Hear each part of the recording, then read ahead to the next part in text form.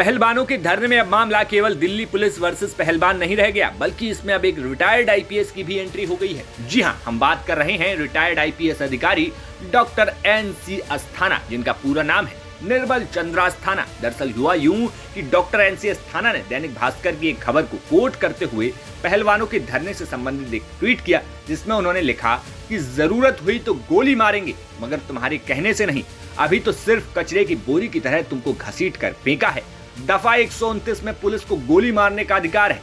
उचित परिस्थितियों में वो हसरत भी पूरी होगी, मगर वह जानने के लिए पढ़ा लिखा होना आवश्यक है। फिर मिलेंगे पोस्टमार्टम टेबल पर। एक रिटायर्ड आईपीएस अधिकारी की इस भाषा पर कई लोगों ने अब आपत्ति जता डाली और उनके इस ट्वीट का विरोध भी किया, लेकिन मामला तब बढ़ गया जब अस्थाना के ट्वीट का जवाब देने के लिए खुद पहलवान बजरंग पूनिया मैदान में कूद पड़े और फिर बजरंग पूनिया ने ऐसा जवाब दिया कि डॉक्टर अस्थाना देखते रह गए। बजरंग पूनिया ने लिखा कि ये आईपीएस अफसर हमें मारने की बात कह रहा है। भाई सामने खड़े हैं, बता कहां आना है गोली खाने। कसम है पीठ नहीं दिखाएंगे, सीने पे खाएंगे तेरी गोली। यो ही रह गया है अब हमारे साथ करना, तो यो भी सही। उम्मीद थी कि बजरंग पूनिया के इस जवाब के बाद ट्विटर वॉर शांत हो जाएगा, मगर डॉक्टर अस्थाना कहां रुकने वाले थे। लिहाजा उन्होंने पहलवानों के धरने को लेकर और कुछ ट्वीट्स कर डाले, जिनको पढ़कर आपको लगेगा ही नहीं कि ये किसी रिटायर्ड आईपीएस अफसर की भाषा हो सकती है। अस्थाना ने लिखा कि कुछ मूर्खों को पुलिस के गोली मारने के अधिकार के विषय में शंका है। अंग्रेजी पढ़ सकते हो तो अखिलेश प्रसाद के केस में सुप्रीम कोर्ट का फैसला पढ़ लें।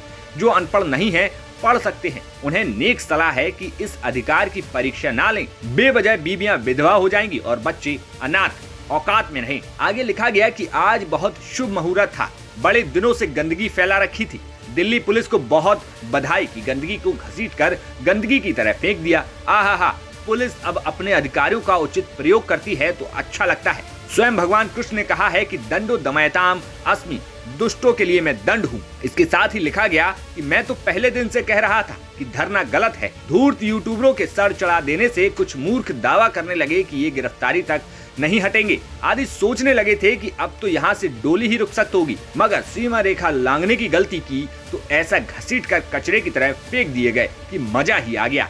जाहिर है ट्वीट्स पढ़ने के बाद आपको भी अंदाजा हो गया होगा कि डॉक्टर अस्थाना किस तरीके की भाषा का प्रयोग कर रहे हैं। तो चलिए अब पहलवानों को धमकियां देने वाले इन महान आईपीएस अफसर के करियर के बारे में जान लेते हैं। डॉक्टर अस्थाना केरल में डीजीपी यानी कि डायरेक्टर जनरल ऑफ पुलिस भी रह चुके हैं। इसके अलावा वो बीएसएफ और सीआरपीएफ में भी एडीजी के पद पर तैनात रहे हैं। अपने ट्वीट्स को लेकर अस्थाना काफी चर्चा में रहते हैं, क्योंकि उन्होंने यूपी में योगी सरकार के बुलडोजर एक्शन से लेकर यूपी पुलिस द्वारा उपद्रवियों की बर्बर पिटाई तक हर एक्शन का ट्विटर पर खुलकर समर्थन किया है। और उनकी भाषा शैली तो आप पहलवानों के मसले पर किए गए ट्वीट्स में देख ही सकते हैं। बहरहाल अब ये देखना होगा कि पहलवानों का धरना जमीन पर आगे क्या रुख लेता है, क्योंकि दिल्ली पुलिस किसी भी कीमत पर पहलवानों को दोबारा जंतर मंतर पर नहीं आने देना चाहती, जबकि पहलवान कह रहे हैं कि उनका सत्याग्रह जारी रहेगा।